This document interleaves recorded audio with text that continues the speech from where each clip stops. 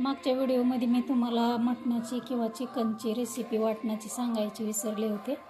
तर हे बघा, आज त्यासाठी लागणारा हा कांदा, खोबरं, धन, मीठ, थोडेसे तांदूळ, थोडीशी हरभऱ्याची कच्ची डाळ, कोथिंबीर, लसूण, अद्रक. तर हे सगळं भाजून घ्यायचं. चांगलं भाजलं तरच ह्याला चांगली टेस्ट येते. आणि लालसर आता भाजून घेऊया आपण. हे 1 किलो चिकनसाठी एवढं सगळं वाटण काढलेलं आहे मी. पहिलं खोबरं चांगलं भाजून घ्यायचं.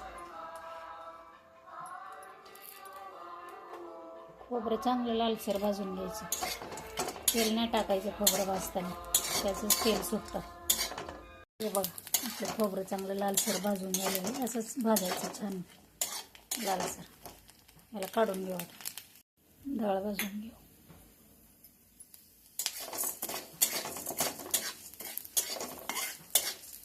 हे बघा, डाळ आपली चांगली लालसर भाजून झाली.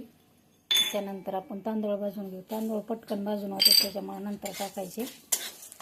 आणि असं पद्धतीने तुम्ही वाटण काढलं तर खूप रशीला इतकी टेस्ट येते ना की बस.